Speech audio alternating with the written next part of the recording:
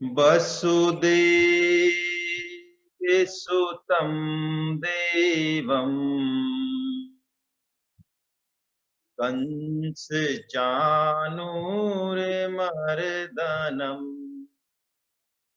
देवकी परमानन्दम् कृष्णं वंदे जगद्गुरु। आप सभी वैष्णव जनों के चरणों में दंडवत प्रणाम। हरे कृष्णा। श्रीमद् भगवद गीता का 13वां अध्याय क्षेत्र क्षेत्रज्ञ विभाग योग के माध्यम से हम लोग भगवत चर्चा कर रहे हैं और भगवान 13वें अध्याय के 7वें श्लोक से लेके 11वें श्लोक तक 20 ज्ञान के साधन बता रहे हैं, जिनसे कि क्षेत्र और क्षेत्रज्ञ जो कि पृथक हैं ही, अलग हैं ही, जड़ और चेतन अलग हैं ही, उसकी पृथकता का हमको अनुभव हो जाए। हम अभी बुद्धि से जान रहे हैं, समझ रहे हैं, लेकिन इन 20 ज्ञान के साधनों पर यदि हम चलें तो भगवान कह रहे हैं कि हमें उस पृथककरण का यानी क्षेत्र और क्षेत्रज्ञ के जो तत्व है उसका अनुभव हमें हो जाएगा। 10वें श्लोक पे कुछ चर्चा हुई थी, आज उसको दोबारा ले लेते हैं। 13वें अध्याय का 10वां श्लोक। आइए पहले वाचन करते हैं। मयि चानन्ययोगेन भक्तिरप्यभिचारिणी विविक्तदेशसेवित्वम् अरतिर्जन संसदि। कल हमने ये इसका मयि चानन्य योगेन भक्ति रव्यभिचारिणी के बारे में हमने चर्चा की है ना, कि भगवान ज्ञान के साधन में भी भक्ति को बता रहे हैं कि अनन्य योग के द्वारा अव्यभिचारिणी भक्ति से क्षेत्र और क्षेत्रज्ञ का जो पृथक्करण है वो हो जाएगा। इस पे चर्चा हमने कर ली थी, इसलिए हम ज्यादा इस पे चर्चा नहीं करेंगे। हम 17वां साधन लेते हैं। भगवान जो 17वां साधन बता रहे हैं, विविक्त देश सेवित्वम। विविक्त यानी एकांत, देश यानी स्थान में रहने का स्वभाव। देखिए ये एकांत का क्या मायने हैं। सिंपल शब्दार्थ तो बिल्कुल हमें पता है, जहाँ कोई आवाज नहीं हो, आना जाना नहीं हो, हम आराम से भजन पूजा ध्यान कुछ कर सकें, वो तो एकांत हो गया। लेकिन गीता का जो एकांत है, एक सेकंड, आप थोड़ा ये कूलर आवाज कर रहा है।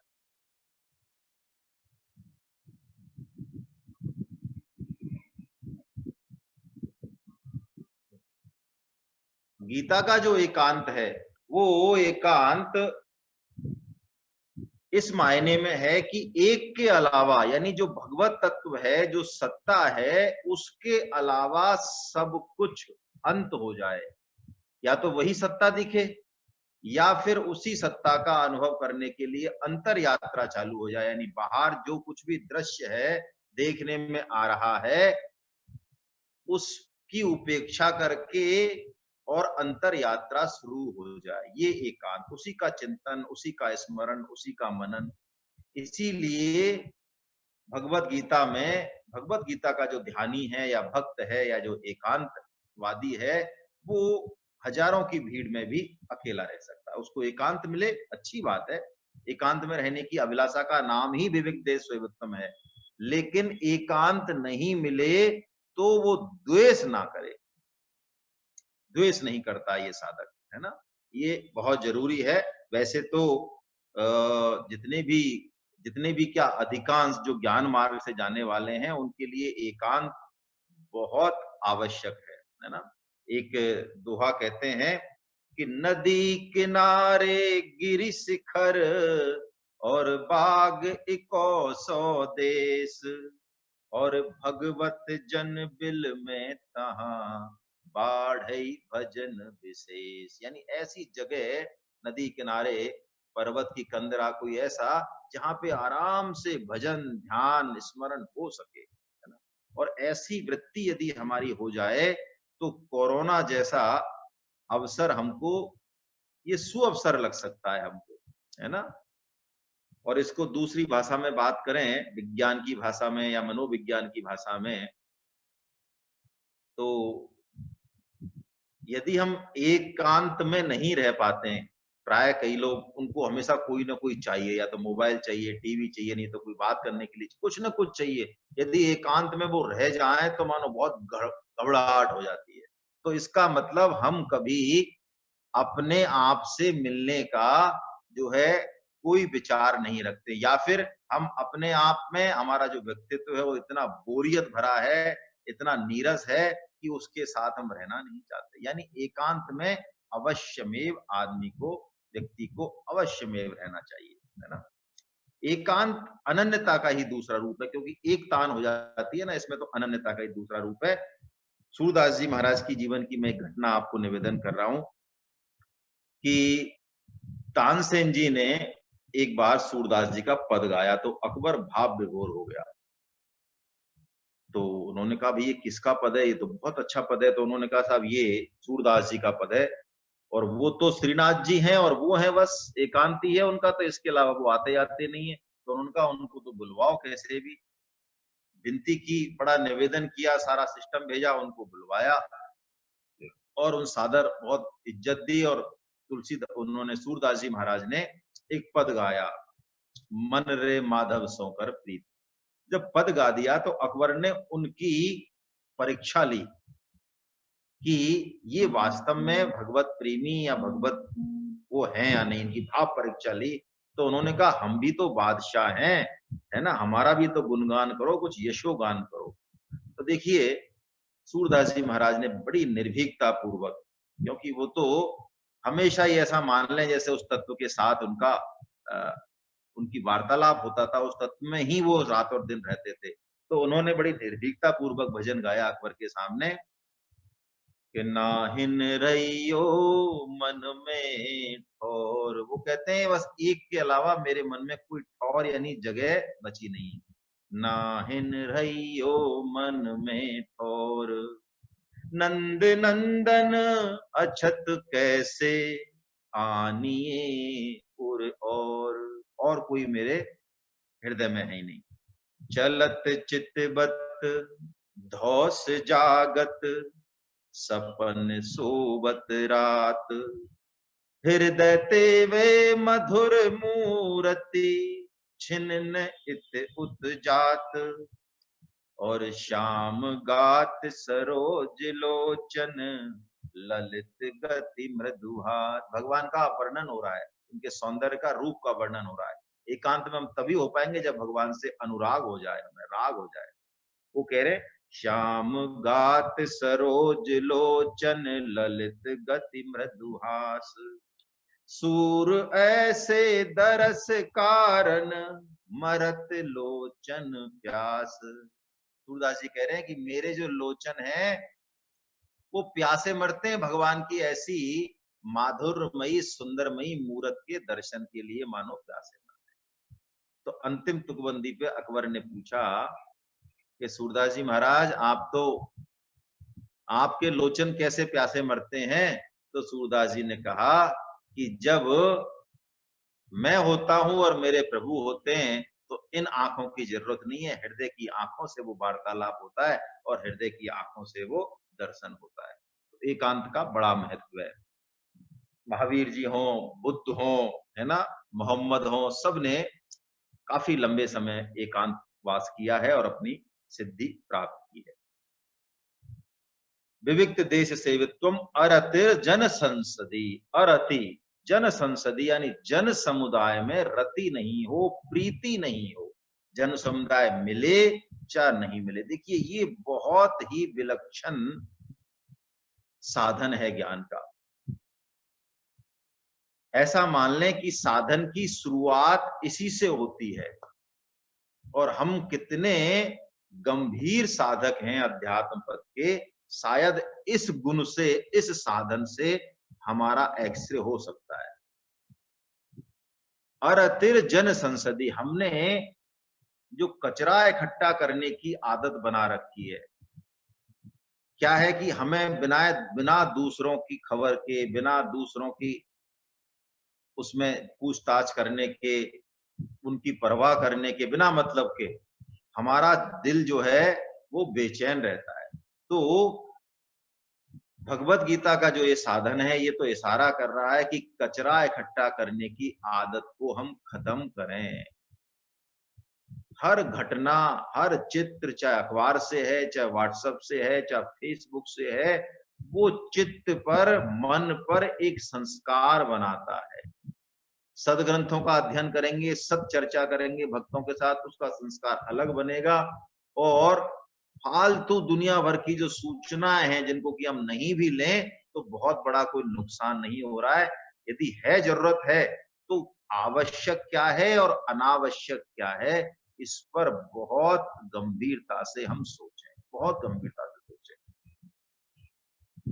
देखिए, सिर्फ बड़ी बड़ी हम बातें करें, लेकिन हम गंभीरता से साधन करना चाह रहे हैं और अभी भी हम टोटल लगाएं तो दिन भर में हमारा व्हाट्सएप या फेसबुक या जो है अखबार या और कोई गपशप इधर उधर, राजनीतिक या फालतू की और कई तरह की, वो यदि घंटों है अभी भी 24 घंटे के साधन में, तो इसका मतलब हमने अध्यात्म या गीता श्रवण को भी एक शौकिया हम ले रहे हैं कि बस थोड़ा हमें मजा आता है, बाकी हम अभी गंभीर नहीं है। और यदि हम गंभीर नहीं हैं तो परिणाम भी गंभीर नहीं आएंगे, अच्छे परिणाम नहीं आएंगे। ये बहुत जरूरी है। अरतिर जन संसदी, साधक अंतर यात्रा को शुरू करे, बाहर जहां भी लगाम लगा सकता है वहां लगाए, है ना। उसमें जो रस आता है, देखिए चेक करें अपने आप को। बहुत कड़वी बात है लेकिन मैं कहना चाह रहा हूं, हम कथा कीर्तन में भी जाते हैं, माता बहनें जाती हैं, चाहे हम जाते हैं, तो चेक करें अपने आप को कि वहां 4-5 घंटे हमारा असली रस कहाँ है। ऐसा तो नहीं कि बहुत सारे लोग मिल रहे हो, दोस्त सहेलियां मिल रही हो, वहां पे इतना समय मिल रहा हो, इतनी स्वतंत्रता मिल रही हो जितनी घर में नहीं मिलती हो बातचीत करने की, संसारिक बातचीत करने। मंदिर में भी हम क्यों जाते हैं, वहां पे हमारा बहुत अच्छा ग्रुप हो जहां आराम से हम घंटों गपशप करते हैं। तो असली रस कहाँ है, हमारा संग कैसा है, इस पर बहुत ज्यादा चेक करने की जरूरत है सभी को। कहना तो नहीं चाहिए मुझे, लेकिन अभी 4-5 दिन पहले ऐसी घटना हुई कि एक सज्जन है जो, उन्होंने फेसबुक पे या पता नहीं मैसेंजर ऐप पे 2-3 दिन हरे कृष्णा या कुछ कर दिया होगा, नमस्कार वगैरह। मैं उनका जवाब नहीं दे पाया, ना देख पाया। जवाब तो उन्होंने बहुत लंबा चौड़ा गुस्से में लिखा, उन्होंने बहुत, उनको ठेस पहुंची वास्तव में कि ये कौन है जो हमारा जवाब तक नहीं दे रहे। 3 दिन हो गए, 5 दिन हो गए, पहले तो दोस्त बनाते हैं। तो मैंने उनसे क्षमा मांगी, मैंने कि प्रभु मैं ज्यादा नहीं देख पाता हूँ ये, है ना, तो मेरे से छूट गया होगा। और मुझे लगा कि उस पर रहना जरूरी नहीं है मैसेंजर ऐप पे, है ना, उसको हम छोड़ सकते हैं। उन पे रहने का पर्पज भी गीता प्रचार का ही ज्यादा है कि अच्छे लोगों से मिलना हो, उसी पर्पज से। तो संघ को हम जब अवश्य देखें। देखिए एक बड़ा अच्छा पद है, जाइए न जहां तहां संगति कुसंगति है, कायर के संग सूर भागे ही पे भागे है। ये संग का प्रभाव बताए। अरति जन संसदी, हम कैसे प्रिंट ले रहे हैं अपने पांचों इंद्रियों से, कैसा मन बुद्धि पे कैसा इनटेक ले रहे हैं, क्या इनका आहार है, उसी हिसाब से हमारा चित्त बनेगा। जाइए न जहां तहां संगति कुसंगति है, कायर के संग सूर भागे ही पे भागे है। फूलन के बास बसे, फूलन के पास बसे, फूलन की बास है तू, कामनी के संग काम जागे ही पे जागे है। यदि हम ऐसे माहौल में रह रहे हैं, अश्लील वातावरण में, है ना, काम क्रोध लोभ में, स्त्रियों के बीच में अन्य अनावश्यक रूप से, तो और हम चाहें कि हमारा इंद्रिय संयम बना रहे, ये शास्त्र नहीं कहता है, क्योंकि अभी हम सिद्ध नहीं हुए, अभी हम साधक हैं। घर बसे घर बसे घर में बैराग कहाँ, माया मोह ममता में पागी है कि पागे है।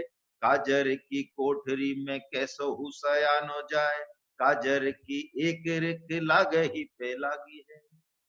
तो हम इस बात पे बहुत ध्यान रखें। ग्रस्त आश्रम में वानप्रस्थ आश्रम की तैयारी शुरू हो जानी चाहिए। वानप्रस्थ आश्रम क्या है? सन्यास और ग्रस्त के बीच की कड़ी है। और वानप्रस्थ में ही व्यक्ति को सत्शास्त्रों का स्वाध्याय, सत्संग, अच्छे लोगों का पूरी तरह से जो है उसको वानप्रस्थ आश्रम की तैयारी ग्रस्त आश्रम में ही शुरू कर देनी चाहिए, क्योंकि मनुष्य जन्म बहुत दुर्लभ है, बहुत दुर्लभ है। यहीं पर ऊपर से ऊपर की यात्रा और नीचे से नीचे की यात्रा संभव है। शेर को, कुत्ते को कुछ नहीं करना, इसलिए उनमें बेचैनी, डिप्रेशन कभी नहीं होता।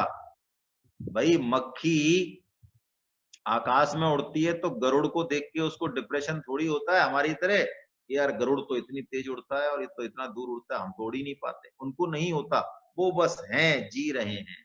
लेकिन हमारे लिए ये होता है ना। हमें बहुत जरूरी, हम यदि जो काम करने आए वो नहीं करेंगे तो बहुत समस्या है। संत, भगवंत, सदगुरु कई बार जन समुदाय उनकी तरफ खिंचे नहीं, इसलिए कुछ ऊटपटांग हरकत भी करते हैं। हाँ करते हैं। सदगुरु जैसे रामकृष्ण परमहंस कई बार कुछ अल्ल बोलते थे, हैं? इसलिए बोलते थे कि हमारे जैसा आदमी उनके दर्शन करने जाए शुरू शुरू में नाम सुन के, तो वो कहते हैं अरे इनकी तो भाषा ही ठीक नहीं है, ये क्या ही के भक्त होंगे।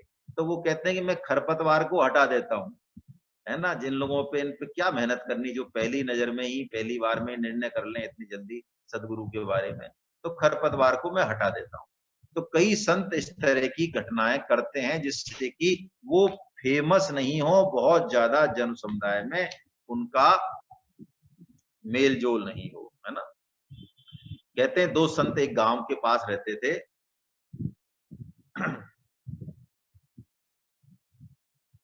हाँ, बहुत बड़ी। तो दो संत जो है उनकी बड़ी ख्याति हो गई, तो एक राजा, बड़ी ख्याति हो गई, लोग मिलने आ गए, वो बड़े परेशान थे। पता चला उनको सूचना है कि राजा मिलने आ रहा है, राजा मिलने आ रहा है। तो उन्होंने कहा राजा यदि मिल गया और हमारे शिष्य बन गया, दंडवत हो गया, तो हमारा तो यहाँ से भागना ही पड़ेगा। तो उन्होंने क्या किया, राजा जैसे रुका, आश्रम के गेट पे आया, तो वो कह रहा है तूने मेरी रोटी कैसे ली? उसने कहा रोटी? अरे तो तू ही लेगा क्या रोटी? कल तो तूने मेरी, कल तूने 3 नहीं खाई थी, मैं आज 3 खाऊंगा, तू 2 खा। 5 ही तो रोटी है, मेरा क्या पेट नहीं भरता है? तो तूने कल ली थी तो तूने तो चिपड़ी ली थी, मेरे को रूखी दी थी। ऐसे वो रोटियों पे लड़ने लगे। तो राजा ने सोचा, राजा उनकी बात सुन के ठिठका कि मैं इनसे मिलने आया हूँ। तो उसने दूर से ही राम राम किया उनको कि जय हो, ये एक एक आधी आधी रोटी पर कुत्ते बिल्ली की तरह लड़ रहे हैं, काहे के सदगुरु में। तो चला गया राजा। तो ऐसा करते हैं कई बार संत, इस तरह की लीलाएं करते हैं जिससे कि खरपतवार उनके नजदीक नहीं आए। आइए अब हम लास्ट के 2 साधन भगवान 18वां, 19वां और 20वां साधन जो है अब बता रहे हैं। 11वां श्लोक का हम वाचन करते हैं। आइए। अध्यात्म ज्ञान नित्यत्वम् तत्व ज्ञानार्थ दर्शनम् एतज्ज्ञानमिति प्रोक्त मज्ञानम यदतोऽन्यथा। अध्यात्म ज्ञान में नित्य स्थिति और तत्व ज्ञान के अर्थ रूप परमात्मा को ही सब जगह देखना, ये सब ज्ञान है। एतज ज्ञान मिति प्रोक्तम, भगवान कह रहे हैं ये जो मैंने कहा अभी अभी, ये 20, ये तो ज्ञान है, और इसके अलावा यदि कोई है तो वो अज्ञान है। देखिए कैसी बढ़िया बात भगवान ने यहाँ बता दी, ज्ञान और अज्ञान का फर्क कर दिया। अध्यात्म ज्ञान नित्य तत्व। देखिए हम भगवत गीता को शुरू से देख रहे हैं, भक्ति योग में भी, ज्ञान योग में भी, कर्म योग में भी, कि उसी एक तत्व की सत्ता जो है वो भास रही है। जो अंड में है वही पिंड में, वही ब्रह्मांड में। ये लघु नमूना है, संसार भी भगवान का अवतार ही है मानो। इसी संसार में देखिए यहाँ पे काम, क्रोध, लोभ, मान, अपमान, निंदा, स्तुति, गाली सब रहेगा। संसार नाम ही द्वंद का है। ये संसार में रहते हुए भक्ति करना, ज्ञान मार्ग पे चलना मानो समुद्र स्नान है। कोई आदमी समुद्र किनारे, हमारे लॉर्ड जगन्नाथ है ना, श्री जगन्नाथ प्रभु के भक्त सुन रहे हैं जगन्नाथपुरी से, कोई समुद्र में जाए, हमारे जैसा आदमी जिसने नहीं देखा हो पहले, और सोचे ये लहर जरा कम पड़ जाए, थोड़ा सा अभी थोड़ी ऊंची है, दिक्कत हो रही है हमें, तब हम थोड़ा नहा धो लें समुद्र में, तो सुबह से शाम हो जाए वो बैठा ही रहे, उसके नहाने का काम पूरा नहीं हो, है ना। तो ये संसार परमात्मा की मूर्ति है। यहाँ पे माया का भी खेला है और पीछे इस असत में भी सत ही है, भगवान की ही सत्ता जो है भास रही है। इस बात को भगवान अभी हमको आगे ज्ञान चक्षु का वर्णन करेंगे आगे, है ना, तब बताएंगे कि हमको वो चीज देखना चाहिए, अध्यात्म ज्ञान नित्यत्व, उसके ही हम दर्शन करें। जगत प्रकाश प्रकाशक राम, मायाधीश ज्ञान गुण धाम। यदि ये ज्ञान चक्षु आ गया कि वो परमात्म तत्व इस संसार में भी ज्यों का त्यों विराजमान है, स्वतंत्र सत्ता नहीं है, लेकिन वो तत्व जगत का आधार प्रकाशक वही परमात्मा, तो हम उसी भाव से संसार में व्यवहार करें। एक बड़ी अच्छी घटना है, डेल कार्नेगी का नाम आपने सुना होगा। तो डेल कार्नेगी एक बार अब्राहम लिंकन पर उन्होंने बोला अब्राहम लिंकन पर बड़ी सभा थी, तो उन्होंने कुछ तथ्य जो है गलत बोल दिए, जन्म तिथि वगैरह कुछ गलत बोल दी, कुछ और गलत बोल दिया। तो एक महिला जो कि अब्राहम लिंकन की शायद बहुत बड़ी फॉलोअर होगी, उसने एक बहुत जहरीला पत्र लिखा डेल कार्नेगी को कि क्यों पूरे देश में तुम्हारी हंसी उड़ रही है, क्यों अपनी हंसी उड़वाते हो, जब पता नहीं है तो जरूरी है कि माइक पे आप आइए, वक्तव्य दो तो कम से कम ठीक तो दिया करो, लोगों में गलत धारणाएं पैदा होती हैं इससे। ऐसा पत्र आया तो डेल कार्नी को भी गुस्सा आया और उसने भी फिर खींच के जो है, जहरीला पत्र था तो जहर भरा पत्र उसने लिखा, और लिखते लिखते उसने कहा सुबह पोस्ट करूंगा, रात हो गई थी तो वो सो गया। देखिए कितनी अध्यात्म ज्ञान नित्यत्व कैसे भगवान दिखाते हैं। सुबह उसने उसको पत्र को पढ़ा, अब रात हो गई तो काफी चीजें जा चुकी थी, तो उसने कहा यार ये तो काफी ज्यादा लिख दिया मैंने, ये ठीक नहीं है। अब वो जल्दीबाजी में उसको भूल गया, शाम को फिर पढ़ा, ऑफिस से आया, शाम को उसने सुबह कुछ करेक्शन किए थे कि ये काट देते हैं, शाम को काटने के बाद भी उसको काफी ज्यादा लगा। उसने कहा यार ये भी महिला है ना, बात भी ठीक कह रही है। फिर उसके मन में एक विचार आया, क्यों ना मैं 7 दिन बाद इस पत्र को डालूं।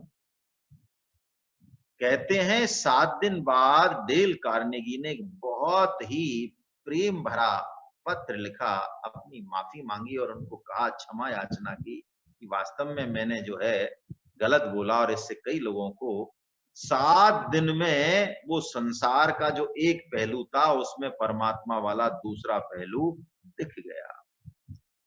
संसार भी मानो हमारे भावों का प्रतिबिंब भी है।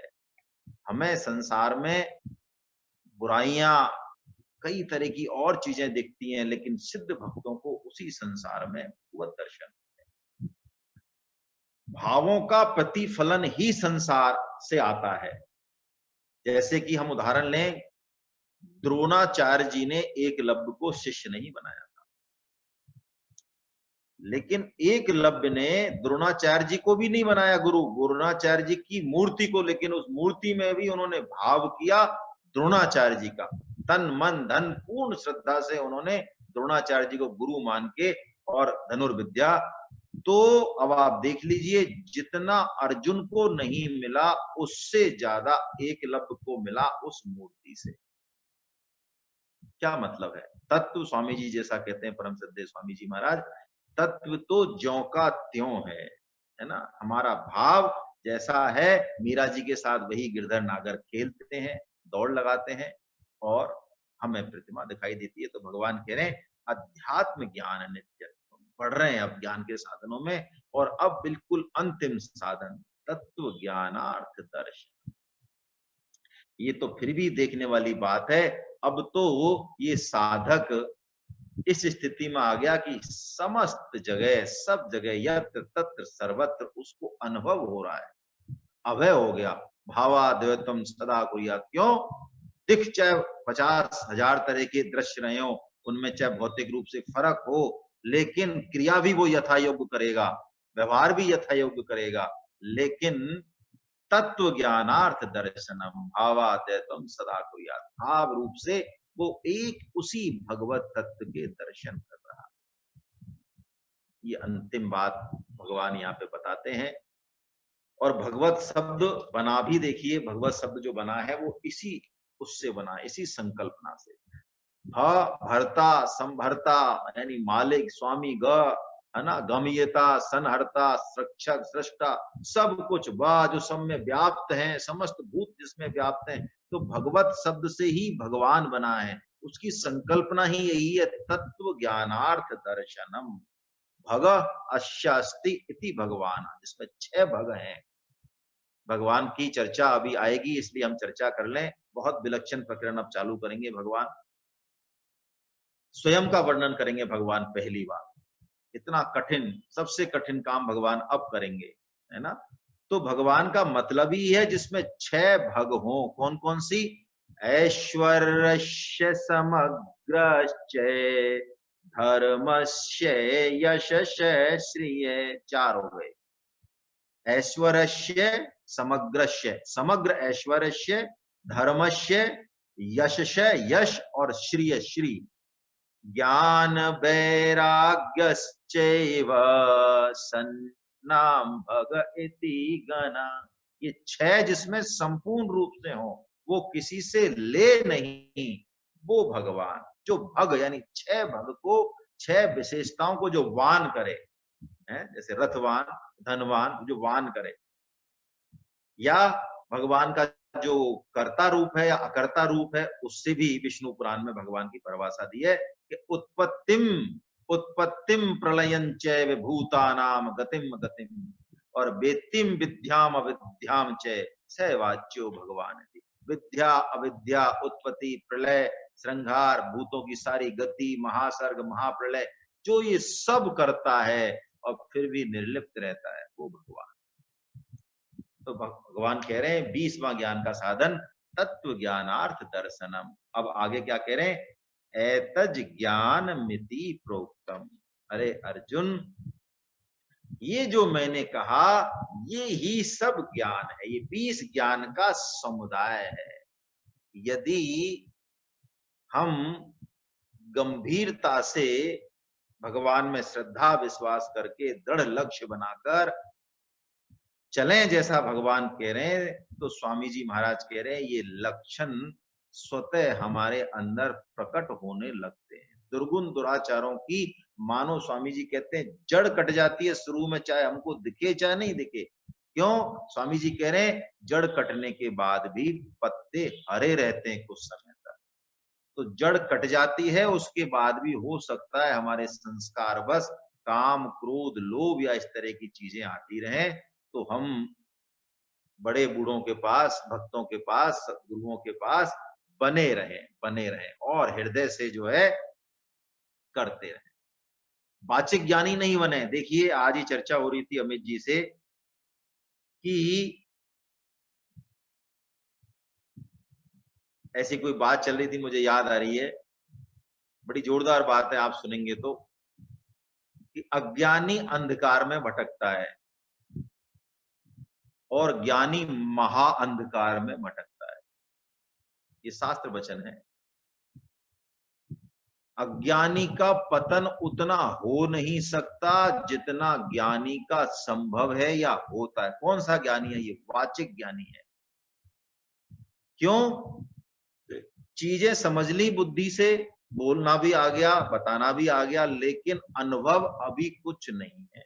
वो रस, वो भगवान का जो सौंदर्य है, भगवान का जो अनंत आनंद है, उसकी एक बूंद आई नहीं, उसको चखा नहीं तो पतन की गुंजाइश जो है रहती है। सिर्फ सीखने से, वाचिक ज्ञानी होने से, स्वामी जी तो कहते हैं उलझता है ज्यादा मामला उल्टा। जैसा कि 2.53 में भगवान कहते हैं, है ना? कौन सा श्लोक है वो? विप्रति यथा स्थिति निश्चला। स्वामी जी कहते हैं वहां पर कि एक मन सूत हो और एक छटाक सूत हो, ऐसी कोई बात करते हैं ना स्वामी जी। हाँ, मैं देख के बोल रहा हूँ, मुझे याद नहीं आ रहा। हाँ, श्रुति विप्रति पन्नाते यदा स्थास्ति निश्चला समाधो वचला बुद्धि। श्रुति विप्रति यानी बहुत ज्यादा ज्ञान है लेकिन अनुभव की इच्छा नहीं है, उसका पतन होता है ना? एक बड़ी अच्छी कहानी है, 1 मिनट में सुन लेते हैं कि कैसे सिर्फ समझ जब तक नहीं हो, सिर्फ वाचिक ज्ञानी होना, शब्दों से काम नहीं चलता, उसके पीछे समझ होनी चाहिए, है ना? कि एक बार एक बहेलिया जाल बिछा रहा था, पक्षी को पकड़ के ले जा रहा था। तो संत वहां थे तो उनको करुणा आई, हालांकि ये तो नियमित प्रक्रिया, लेकिन उनको बड़ी करुणा आई कि अरे इतने सारे पक्षी फंस गए, बच्चे इनके चिल्ला रहे हैं, कर रहे हैं। तो उन्होंने वहां पे पक्षियों को ट्रेनिंग दी। कुछ दिन सबको बुलाया, संत के पास पक्षी आ जाते हैं, उनको ट्रेनिंग दी और उनको अच्छे से बता दिया, समझा दिया कि बहेलिया आएगा, जाल बिछाएगा, दाना डालेगा, दाना खाना नहीं है और जाल में फंसना नहीं। सबको ट्रेनिंग हो गई, सब अच्छे तरह से उन्होंने याद कर लिया। और जब बहेलिया आया तो वही पक्षी, वही तोते, वही चिड़िया, जो संत ने जो गीत सुनाया उसी गीत को गा रहे हैं, गाते हुए जा रहे हैं, कंठस्थ पूरा है कि बहेलिया आएगा, जाल बिछाएगा, दाना डालेगा, दाना खाना नहीं है, जाल में फंसना नहीं है, और जाल में फंस के और दाने को खाने में लगे। तो यही बात कह रहे हैं, ज्ञान और अज्ञान की बात भगवान यहाँ पे कह रहे हैं कि वाचिक ज्ञानी हमें नहीं बनना, यद तो अन्यथा, इसके विपरीत जो है वो अज्ञान। अब देखिए, अब क्या कह रहे हैं भगवान कि अब उस परम तत्व के बारे में भगवान वर्णन करना चाह रहे हैं, और ये शायद इस अध्याय का सबसे कठिन वृत्तांत भी है ना? भगवान कह रहे हैं, आइए पहले 12वें श्लोक का हम वाचन करते हैं।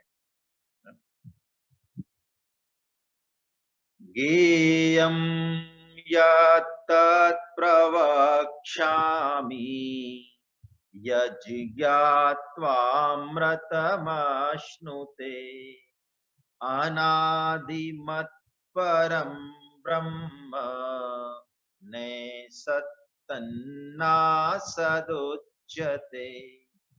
ज्ञेयम, ज्ञेयम यानी जो जानने योग्य है, जो 20 साधन बताए इनसे जो जाना जाएगा, जो ज्ञेयम है? यत्तत् प्रवक्ष्यामि, देखिए क्या कह रहे हैं भगवान, यत यानी उसको, तत् उस परमात्म तत्व को, प्रवक्ष्यामि, प्रवक्ष्यामि, बक्ष्यामि नहीं, यानी मैं बहुत अच्छी तरह से कहूंगा। यज ज्ञात्वा, जिसको जानकर, अमृतम अश्नुते, तू उस अमृत का अनुभव कर लेगा। देखिए भगवान की दृष्टि कहाँ है? अनुभव कराने पर। ज्ञानी का पतन होगा, वाचिक ज्ञानी का, अज्ञानी का भी होगा, लेकिन अनुभव का नहीं होगा। जिसको अनुभव है उसका नहीं होगा। अमृतम अश्नुते, अनादिमत, वो जो अनादि वाला परम ब्रह्म है, ना सत ना असत उच्यते। क्या भगवान कह रहे हैं? वो ना सत कहा जाता है ना असत कहा जाता है। देखिए इस बात पे 3 जगह ये शब्द आया है, हम एक साथ भी इसको पढ़ सकते हैं। 9.19 में आया पहले तो ये, भगवान ने कहा सत भी मैं ही हूं, असत भी मैं ही हूं। 13.12 में अब आया, भगवान कह रहे हैं ना सत है ना असत है। अब 11.37 में भी पहले कह चुके, 9 के बाद 11.37, वो कह रहे हैं मैं सत भी हूं, असत भी हूं और उससे परे भी हूं। अब ये है क्या? इन तीनों को हम एक साथ देखें, बहुत दिक्कत वाली बात है। क्यों दिक्कत वाली बात है? इसलिए दिक्कत वाली बात है कि वो तत्व निरपेक्ष है। निरपेक्ष का मतलब मन, बुद्धि, अहम, वाणी, शब्द वहां तक पहुंचते नहीं है, उस तक पहुंचते नहीं है वो सब। तो उसका वर्णन कैसे हो? उसको कुछ भी कहो, जैसे कि रामकृष्ण परमहंस जी कहते हैं कि मैं उस तत्व का वर्णन करना चाहता हूं, तुमको बताना चाहता हूं, लेकिन माँ मेरा गला पकड़ लेती है। माँ गला पकड़ लेती है, इसका मतलब माँ गला नहीं पकड़ती। कहने का मतलब वो उसको शब्दों में इधर कहें तो वो इधर से झूठा, वो उन्होंने यही कहा, फिर रामकृष्ण परमहंस जी ने यही कहा कि वो तत्व, वो परम ब्रह्म को कुछ कहा उसके बारे में कि वो झूठा हो जाता है। क्यों? इधर से कहो तो इधर गलत हो जाता है, जैसे सत कहो तो क्या असत नहीं है? क्योंकि सत और असत ये सापेक्ष शब्द हैं। सत असत की अपेक्षा से है। यदि असत शब्द नहीं हो तो सत का कोई मतलब नहीं, बस वो तो है वो तत्व। तो उसके लिए, ऐसे विलक्षण तत्व के लिए भगवान देखिए खम ठोक रहे हैं कि मैं कहूंगा तेरे से, और कहूंगा ही नहीं, बहुत अच्छे से कहूंगा। तुलसीदास जी महाराज बड़ी अच्छी बात कहते हैं इसी इसके लिए कि मन समेत जहि जान न बानी, तरकी न सकहीं सकल अनुमानी। देखिए तुलसीदास जी क्या करें, मन, बुद्धि, अहम, तर्क, लॉजिक सबसे परे गया वो। मन समेत जेहि जान न बानी, तरकी न सकहीं सकल अनुमानी, महिमा निगम नेति कही कही, जो तिहु काल एक रस रहें। यानी निगम जो श्रुतियां हैं वेदों में, उस तत्व का नेति नेति ऐसे वर्णन आया है। नेति नेति मतलब नए साधकों के हिसाब से मैं निवेदन कर रहा हूं, जैसे मूर्ति को पत्थर में से दिखाना हो कैसी है मूर्ति, तो जो नहीं है वो बताते जाओ कि ये नहीं है, ऐसी नहीं है, ये नहीं है, तो जो बचेगी वो मूर्ति हो जाएगी। तो नेति नेति क्यों? भगवान तो विश्व बनते हैं, विश्व का संहार करते हैं, सृष्टा है, संहार सब कुछ है, तब भी जो तिहु काल एक रस रही। तीनों गुणों को स्वीकार करने के बाद भी वो गुणातीत ही रहते हैं, वो करण निरपेक्ष है वो सब। उसको प्राप्त तो कर सकते हैं, उसका वर्णन नहीं कर सकते। जैसे कि एक उदाहरण से हम और समझें कि सूरज, भगवान सूर्य प्रकाश क्या है ये नहीं जानते। मैंने आपको एक दिन और शायद इसके बारे में निवेदन किया था। इसको थोड़ा हम गहराई से सोचें, क्योंकि अब प्रकरण थोड़ा सावधान होकर भी बैठना पड़ेगा, क्योंकि प्रकरण थोड़ा सा कठिन है। अब जैसे मैं आपको कहूं कि यदि अंधेरा नहीं होता तो प्रकाश का हम सबको अनुभव नहीं होता, या अनुभव होता तो हमें ऐसा नहीं होता कि ये प्रकाश है। आप कह रहे हैं ये क्या कह रहे हैं आप? हाँ बिल्कुल। देखो, आप प्रकाश को देख सकते हैं क्या? हम बताइए। प्रकाश को नहीं देखते हैं हम, प्रकाश में वस्तुओं को देखते हैं। प्रकाश को छू सकते हैं क्या? ऐसा हुआ एक बार कि एक जो है अंधा था, तो 4-5 पंडित उसके पीछे पड़ गए कि उन्होंने सिद्ध किया हर तरीके से कि प्रकाश है। और वो कहता है प्रकाश है, चलो तुम मेरे को रोज परेशान करते हो, तो भैया ऐसा है, तो ऐसा करो, उसको जरा मैं थोड़ा मेरे को थोड़ा सा स्पर्श कर लेने दो प्रकाश को। उनका प्रकाश को स्पर्श कर लेने दो। हो रहा है प्रकाश तो स्पर्श? अरे कि नहीं, मुझे महसूस नहीं हो रहा, नहीं है प्रकाश। तो ऐसा करो, मेरे को चखा दो कैसा प्रकाश है। उनका चखा दो? क्या फालतू की बात करते हो? तो मेरे को सुना दो, मेरे को सुना दो प्रकाश को। ऐसे उसने आंख को छोड़ छोड़ के और सारी इंद्रियों, फिर वो कहता है तुम झूठ बोलते हो, झूठ बोलते हो तुम, कोई प्रकाश प्रकाश कुछ नहीं है, है ना? कोई प्रकाश नहीं है। ऐसी बात होती तो क्या मैं नहीं जानता? तो कहते हैं गौतम बुद्ध के पास ले गए उसको कि महाराज, वो पंडित कि महाराज आप समझा सकते हो, हम तो इसको, हमारे गांव का है, हमको हमारे बस में नहीं आता है, बहुत चालाक आदमी है ये। तो गौतम बुद्ध ने कहा तुम गलत जगह आ गए। अरे इसको मेरे पास क्यों लाए? उसको वैद्य जी के पास ले जाओ। है, डॉक्टर के पास ले जाओ, वैद्य के पास ले जाओ। तो वैद्य के पास ले गए, पंडितों ने कहा हाँ ये बात भी ठीक है, ये बात भी ठीक है, हम इसको क्यों परेशान हो रहे हैं। तो वैद्य ने कहा इसकी आंखों पे तो जाला है, परमानेंट अंधा नहीं है, तो सही हो जाएगा 6 महीने में। अच्छा 6 महीने में ठीक हो जाएगा। 6 महीने बाद जब वो ठीक हुआ और उसने प्रकाश देखा तो गौतम बुद्ध के चरणों में गिर गया। हमें अंधेरा भी दिख रहा है, अंधेरा है यहाँ अस्तित्व में, इसलिए हमें प्रकाश का अनुभव है। जैसे प्रकाश हमेशा है, यत तत् सर्वत्र है, क्या भगवत तत्व नहीं है। लेकिन भगवत तत्व का हमको अनुभव नहीं है। यदि अंधेरा नहीं होता तो प्रकाश के बारे में भी हम ये कहते कि बस है, ये तो ये प्रकाश है, ऐसी हमारी जानकारी नहीं होती। कहानी हमने सुनी है ना, अंधकार जो है शिकायत करता है भगवान से कि महाराज ये सूर्य मुझे बहुत परेशान करता है, मैं भागता फिरता हूँ आधे संसार में, ये प्रकाश करता है, लोकालोक पर्वत है इधर, मैं उधर छिप जाता हूँ, मेरे को वहां भी नहीं रहने देता है, वहां आ जाता है, फिर मैं इधर, मैं तो भगते भगते परेशान हो गया महाराज। तो भगवान ने सूर्य को बुलाया कि भाई तुम क्यों परेशान करते हो इसको, अंधेरे को। तो उन्होंने कहा महाराज अंधेरे को मैं तो जानता ही नहीं हूँ कौन अंधेरा है। उन्होंने कहा तुम्हारे बगल में है ना, कहाँ गया। अरे तो भगवान सूर्य ने कहा कहाँ है।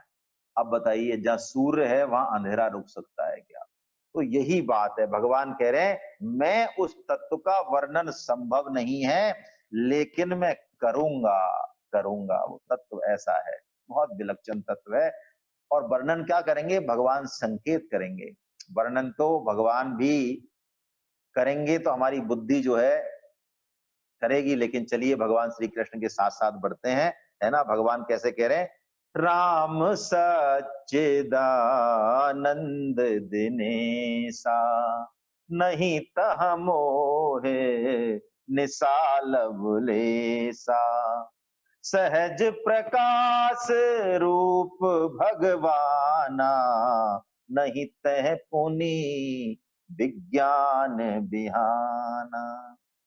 माया गुण ये सब हैं, लेकिन भगवान में इनका लवलेश भी नहीं है। ये बड़ी विलक्षण बात है।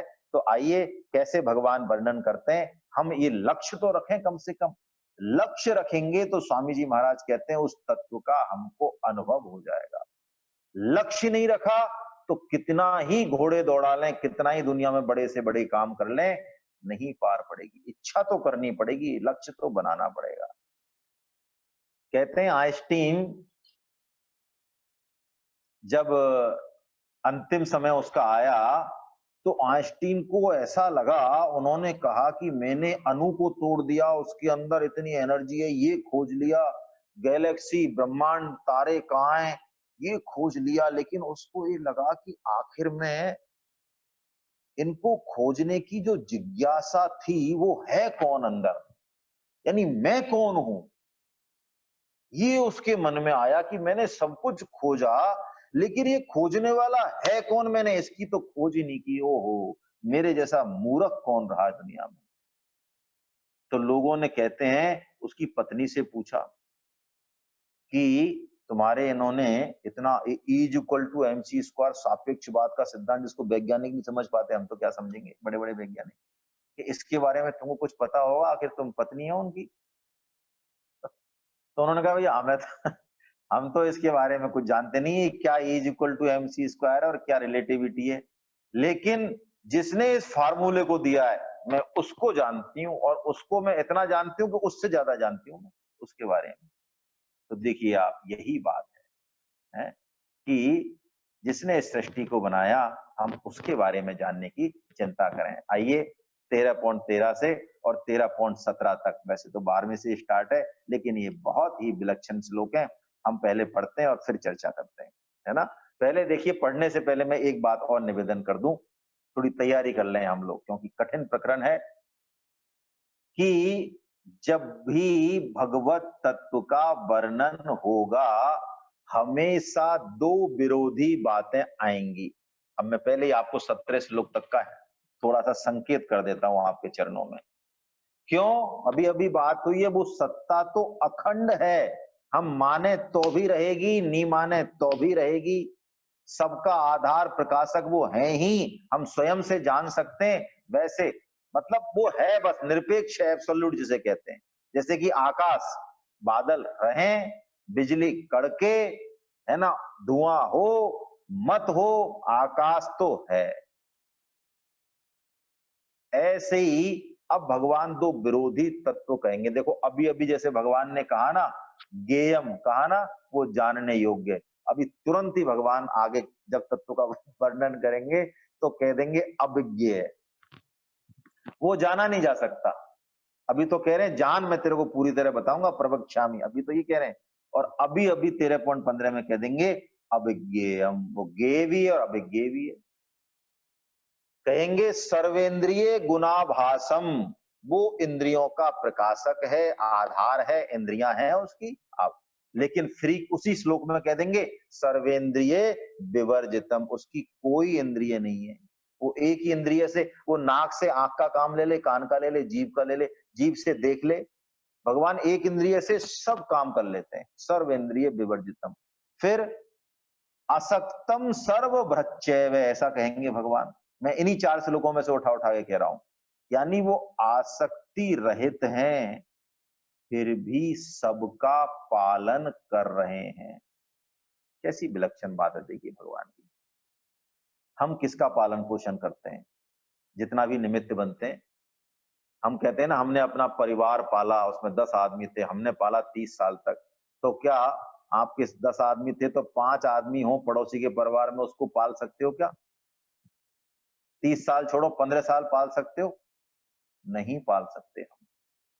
लेकिन भगवान की आसक्ति नहीं, प्रेम है और वो सबको पाल रहे हैं। तो कह रहे हैं असक्तम सर्वभृच्चैवे और निर्गुणम गुण भोक्ष्य, वो भोक्ता भी हैं, गुण भी है, गुण रहित भी हैं और गुणों के भोक्ता भी हैं। वो दूर से दूर हैं और पास से पास हैं। वो एक ही सत्ता अखंड रूप से, यानी एक ही है, एक आत्मा है, एक ही क्षेत्रज्ञ है। और वो हमारे जैसे जीवों में, सब में, लाखों करोड़ों अरबों अनंत जीवों में वो अलग अलग आत्मा के रूप में भी दिख रहे हैं। अविभक्तम च विभक्तेषु, अविभक्तम च भूतेषु विभक्तम इव च स्थिता। ऐसा भी भगवान, यानी ऐसा विलक्षण तत्व है जिसमें दो विरोधी बातें एक साथ घटती हैं। इस विलक्षण तत्व के बारे में भगवान चर्चा करेंगे। शुद्ध बुद्धि में उसका संकेत हो सकता है कुछ, है ना, अनुभव तो उसका स्वयं से ही होगा और कोई उपाय नहीं है, क्योंकि वो तत्व है ही ऐसा विलक्षण, है ना, स्वयं से उसका अनुभव होगा। लेकिन यदि जानने की ललक है, अभिलाषा है और भगवत कृपा है, तो उसके बारे में कुछ संकेत शुद्ध बुद्धि में हो सकता है। आइए 13वें श्लोक का हम वाचन करते हैं। सर्वतः पाणिपादं तत् सर्वतोक्षिशिरोमुखम् सर्वतः श्रुतिमल्लोके सर्वमावृत्य तिष्ठति। सर्वतः पाणिपादम, आहा, भगवान के सब जगह हाथ पैर हैं। तत् सर्वतो अक्षि शिरोमुखम, सब जगह उनकी आंख है, सब जगह उनका मुख है। सर्वतई श्रुतिमल्लोके, सर्वतई श्रुतिमत, सब जगह उनके कान हैं। और सर्वम आवृत्य तिष्ठति, वो सबको व्याप्त करके स्थित हैं। भगवान सबको व्याप्त करके स्थित है। दुकान में लिखा रहता है आप कैमरे की नजर में हैं, अब भगवान क्या कह रहे हैं? सर्वतो अक्षी श्रो मुखम। हम गंगा किनारे खड़े हों, कहीं खड़े हों, जंगल में भी, भगवान को भोग लगाना चाहें बिल्कुल लगा दें, प्रभु आरोगी है, तो भगवान तो वहीं मौजूद है, सारे हाथ पैर सहित कह रहे हैं। सब जगह कान है भगवान के, ओहो, सब जगह कान है। हाँ, हृदय का अंतर से अंतम भी, जीव में जहां स्वर जो है पैदा नहीं होता, वहां भी भगवान के कान है। और ऐसा नहीं है जहां भगवान का कान है वहां आंख नहीं है। हम सोचेंगे अरे यहाँ कान होंगे तो फिर आंख नहीं होगी। यहाँ सभी जगह कान है, सभी जगह आंख है, सभी जगह सब इंद्रियां हैं। कबीर जी कहते हैं ना, चीटी के पग नूपुर बांधे, वह भी साहिब सुनता है। गीता जी की बातों को ही इतने सरल शब्दों में कबीर जी कहते हैं। उन्होंने जो हम ये आडंबर करते हैं भगवान की पूजा पाठ का, उन पर बड़ी चोट की, है ना? चाहे मूर्ति पूजा हो, चाहे जो है मुसलमानों की अजान देने का हो, उन्होंने बड़ी निर्भीकता से उस तत्व की तरफ हमारी दृष्टि करने की कोशिश की, जो भगवान का ये जो स्वरूप भगवान अब बता रहे हैं कि कंकर पत्थर जोड़ के और मस्जिद लई बनाए और ता चढ़ी मुल्ला बांग दे क्या बहरा भया खुदाए। कैसा श्लोक है ये, सर्वतय पानीपादम सर्वतय श्रुति मता। देखिए इन्हीं श्लोकों को अभी हम करते हैं चर्चा। तुलसीदास जी महाराज ने ये विलक्षण जो तत्व भगवान बता रहे हैं, इनको कितने सरल शब्दों में उतारा है। उनका थोड़ा गोसाई जी महाराज की शरण हम ले लें, उसके बाद थोड़ी चर्चा करते हैं, आसानी रहेगी, है ना। बिनु पद चलई सुनई बिनु काना कर बिनु करम करई बिधु नाना आनन रहित सकल रस भोगी बिनु बानी वक्ता बड़ जोगी। आपको समझ में तो आ रहा होगा, है ना। मुख के बिना वो सारे रस को भोग करने वाले। बिनु पद चलई सुनई बिनु काना और कर बिनु करम करई विधि नाना आनन रहित सकल रस भोगी और बिनु बानी वक्ता बड़ जोगी। तन बिनु परस, त्वचा नहीं है लेकिन स्पर्श, नयन बिनु देखा ग्रह ही घ्राण बिनु बास अशेषा अहि सब भांति अलौकिक करनी महिमा जासु जाय नहीं बरनी। ऐसे तत्व को भगवान कह रहे हैं कि मैं कहूंगा। अब देखिए इसमें हम एक बात समझें कि एक तो भगवान ने पहले ये कहा, यहाँ पे उस पर थोड़ी चर्चा कर लें कि यदि इस तत्व को तू जान लेगा, ज्ञानम गेयम अमृतम मसनुते, पहले कह दिया ना कि सबसे पहले फल का वर्णन कर दिया भगवान ने। तू उसको यदि जानेगा तो यज ज्ञात्वा अमृत अश्नुते, ओहो, उसको जानकर तू अमृत को प्राप्त कर लेगा। गीता में तो भगवान फल की इच्छा पर ध्यान नहीं देने की बात करते हैं, लेकिन यहाँ पे तत्व शुरू करते ही भगवान ने फल बता दिया पहले। क्यों बता दिया? क्योंकि ये तत्व का वर्णन इतना कठिन है कि कम से कम भगवान फल बताते हैं, पहले बता दिया तो हम तो फलग्राही हैं, है ना। तो हम कम से कम थोड़े उत्साह से लगे तो रहें, है ना। इस तत्व को समझकर बोध पूर्वक, देखिए इस तत्व का मतलब यही है कि हम जो भी क्रिया करें होश पूर्वक करें, क्योंकि भगवत तत्व ज्यों का त्यों है सब जगह। और परम श्रद्धेय स्वामी जी महाराज कहते हैं कि होश पूर्वक बोध पूर्वक कि भगवान सब जगह हैं, भगवान सब सुन रहे हैं, भगवान सब देख रहे हैं। ये भाव यदि प्रतिष्ठित हो गया तो माने पाप वासना खत्म हो जाएंगी। क्यों? पाप वासना एकांत में होती है, तो जो एकांत का भी अंत है उसके मूल में भी यदि भगवान बैठे हैं, ऐसा होश हमको आ गया, ऐसा बोध हमको आ गया, तो स्वामी जी कहते हैं फिर हम छोटी से छोटी क्रिया भी करेंगे वो समाधि से भी श्रेष्ठ हो जाएगी। समाधि से भी व्युत्थान होता है, लेकिन ये भाव जो भगवान अब कह रहे हैं जिस भाव के लिए, है ना, क्यों? वो तत्व है ही ऐसा, जैसे सोने में सारे गहने, स्वामी जी समझाते हैं, सोने में से हम चाहे 1 लाख निकाल लिए हो गहने, अब तो 1 लाख डिजाइन और आ जाएंगी, 10 लाख आ जाएंगी, तब भी अंत नहीं आना। स्याही में जैसे कि सारे लिपि हैं, ऐसे ही वो तत्व के बारे में भगवान कह रहे हैं कि वो ज्यों के त्यों सब जगह विराजमान है। बस हम इस बात को ये मानना पड़ेगा, बुद्धि से समझ में नहीं आएगा। मान लें और अपना उद्देश्य बना लें एक। स्वामी जी ने बहुत विलक्षण बात ये कही कि पदार्थ, क्रिया और भाव, भाव से भी ऊपर है उद्देश्य। पदार्थ से श्रेष्ठ क्रिया, क्रिया से श्रेष्ठ भाव, भाव से श्रेष्ठ उद्देश्य। क्यों? उद्देश्य यदि दृढ़ है, आज नहीं तो कल भाव उस तरह का प्रकट होगा, भाव प्रकट होगा उस तरह का, तो क्रिया उस तरह की होगी ही होगी, आज नहीं तो कल। तो मूल में यही तत्व है। ये तत्व हो तो फिर हम चाहे फल की इच्छा करें, नहीं करें, कोई क्रिया करें, कुछ भी करें, कुछ भी से मतलब अभी हम सोचेंगे क्या गलत करें, तो गलत तो कामना से होता है। जब भगवत तत्व का अनुभव हो गया, ऐसा मान लिया, तो फिर गलत की तो बात ही नहीं। फिर कोई भी परिस्थिति आएगी, कोई समस्या नहीं है। तो हम इसको पहचाने, है ना, मूल को पहचाने हम।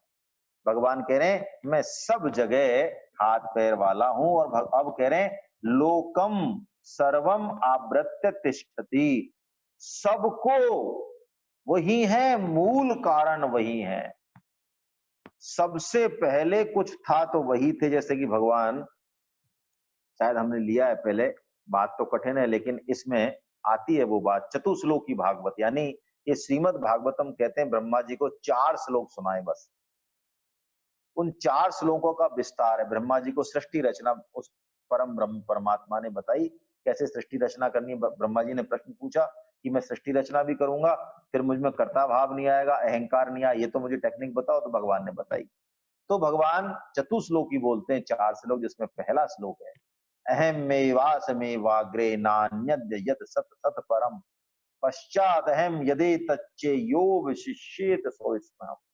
कि सृष्टि के पहले, जैसे हमने कहा, तो भगवान ही हैं। यदि कुछ बना है तो वही सोना, वो तत्व वही गहनों में बदला है। और फिर भी ये संपूर्ण सृष्टि भगवान के किसी एक अंश में है। ये बात भगवान कह रहे हैं, सर्वम आवृत्य तिष्ठति। अर्जुन, मैं उस सब को, इस संपूर्ण जगत को अपने में धारण करके बैठा हूं, या संपूर्ण जगत में मैं व्याप्त हूं, एक ही बात है। मूल कारण भगवान है। पहला श्लोक भगवान इस तरह से शुरुआत करते हैं, जैसा कि ब्रह्म संहिता में आया है कि ईश्वर परम कृष्ण सच्चिदानंद विग्रह अनादिरादि गोविंद सर्व कारण कारण। सब जगह भगवान है। इस बात को हम मूल में बैठा लें।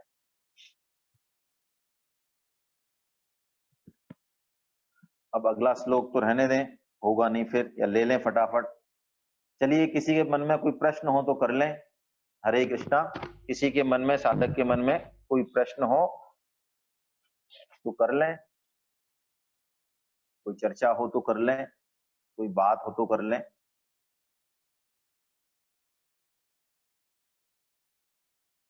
और नहीं तो मैं ले लेता हूं जितना भी होगा, क्योंकि अभी 8 मेरे ख्याल से 30 हुए हैं ना, 10 मिनट हैं, हो जाएगा एक श्लोक। तो 13.14 आप कुछ अपने हाथ खड़े करेंगे तो मैं उस हिसाब से रोक दूंगा, फिर नहीं तो मैं लेता हूं, है ना। आइए 14वें श्लोक का हम वाचन कर लेते हैं। वहीरन्तश्च भूतानां अचरं चरमेव च सूक्ष्मत्वात् तदवेज्ञेयं दूरस्थं चान्तके च तत्। वहीरन्तश्च भूतानां, वो समस्त भूतों के बाहर भी है और अंदर भी है। अरे वाह। अचरम चरम एव च, वो चर और अचर, चल भी रहा है तो और स्थिर भी है तो, दोनों ही वो है। बदल रहा है तो भी वही बदल रहा है। सूक्ष्मत्वात् तद अविज्ञेयम, अभी तो कह रहे ज्ञेयम, अभी कह दिया अविज्ञेयम। वो कहते हैं वो बहुत सूक्ष्म होने से अविज्ञेय है, यानी जाना नहीं जाता है।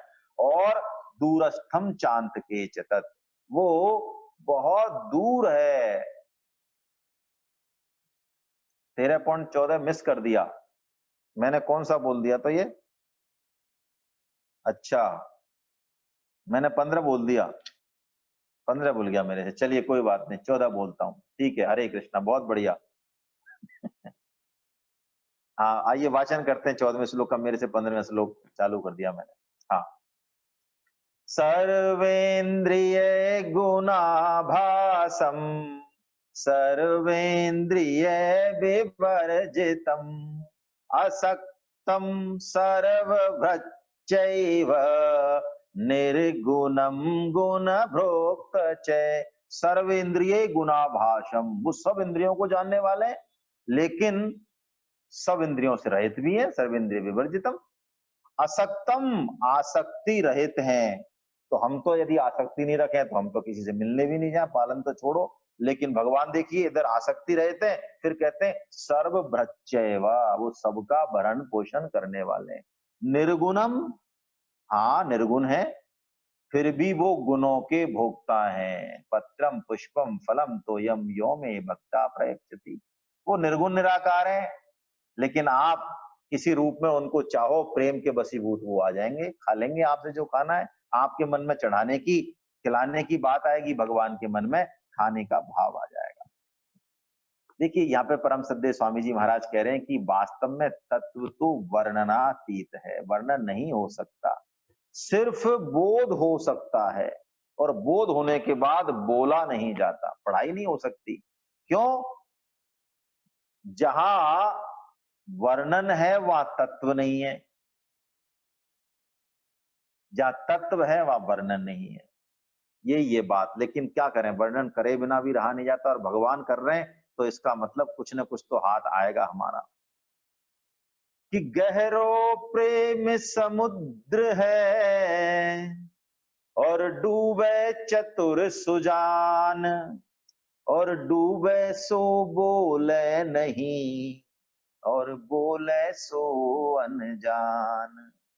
ये तत्व कुछ ऐसा ही है, जो जान जाता है इसके बारे में, फिर उसके मुंह से बहुत नपा तोला मामला निकलता है, बोल नहीं पाता। ये तो भगवान है जो कह रहे हैं, है ना।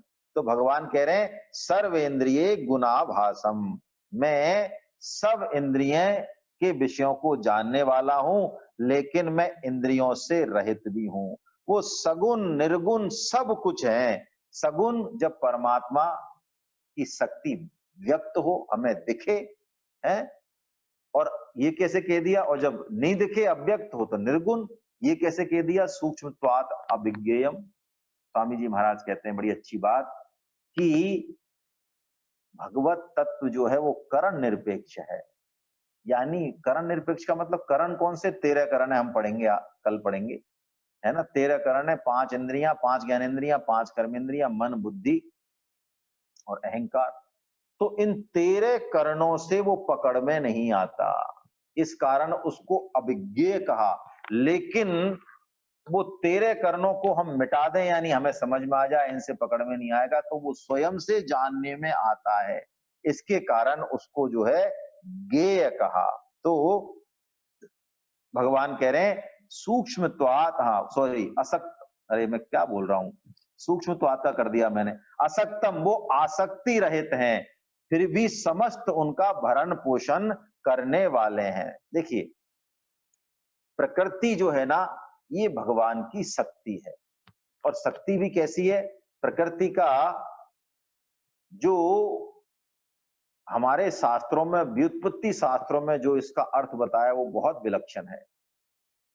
प्रकृति यानी कृति, कृति यानी ये जो भी बनावट हम देख रहे हैं, इससे भी पहले जो है वो प्रकृति है, जिसको कि मूल प्रकृति कहा भगवान ने 13.5 में अभी अभी। तो भगवान तो मूल प्रकृति से भी उसके भी कारण है। निर्गुण सगुण नाम रूप जागृत विलीन सारी अवस्था उन्हीं की है ना। वो प्रकृति से परे वो तत्व है। उसके बारे में कल और हम चर्चा करते हैं। समय हो गया है। आपके मन में कोई भी, हरे कृष्णा, किसी भी तरह की कोई शंका हो, टिप्पणी हो तो अवश्य कर दें।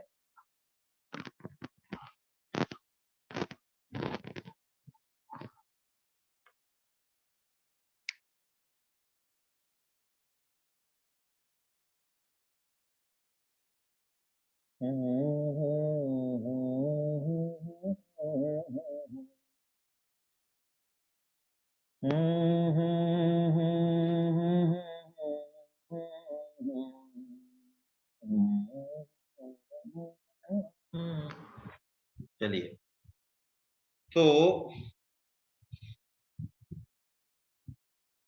आप पूछते नहीं है, पता नहीं क्या बात है, हैं? मैं जब 45 तक पूरा उस हिसाब से लेने का मानस बनाता हूँ, तो आप में से कई लोग कहते हैं, आप समय नहीं देते हो प्रश्न पूछने के लिए। और प्रश्न पूछने के लिए मैं आपको निवेदन करता हूँ, तो आप बिल्कुल नहीं पूछते हैं। हमारे ज्ञानवर्धन के लिए, औरों ज्ञानवर्धन के लिए भी आप कह सकते हैं, कोई समस्या नहीं है। ऐसा प्रश्न हो जो ऐसा लगे आपको कि अरे क्यों पूछा जाए, तो बहुत सरल है, तो भी पूछ सकते हैं।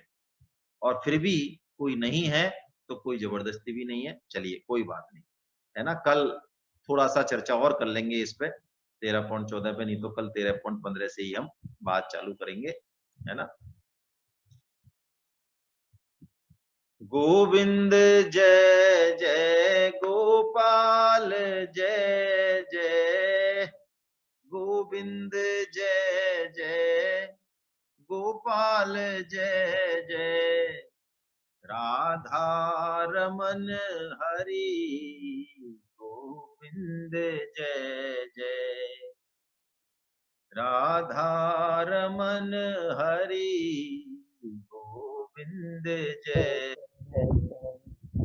गोविंद जय जय गोपाल जय जय, गोविंद जय जय गोपाल जय जय, राधा रमन हरि गोविंद जय जय, राधा रमण हरि गोविंद जय जय, राधा रमन हरि गोविंद जय जय। राधा रमण हरि गोविंद जय जय, नाम संकीर्तनम यस्य नाम संकीर्तनं यस्य सर्व पाप प्रणाशनम, सर्व पाप प्रणाशनम, प्रणामो समनस्तम नमामि हरम हरिम परम।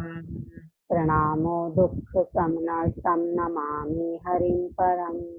बोलो वृंदावन बिहारी लाल की, जय बाके बिहारी लाल लाल की, की जय बोलो राधा गोविंद सरकार की, जय आज के आनंद की।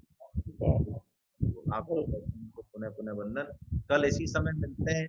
कुछ थोड़ा बहुत हो सकता है, मैं कल मूवमेंट करूंगा, वैसे पहुंच जाना चाहिए, मैं रख रहा हूँ क्लास, लेकिन कोई इस तरह की बात हो जाए तो 10-5 मिनट जो है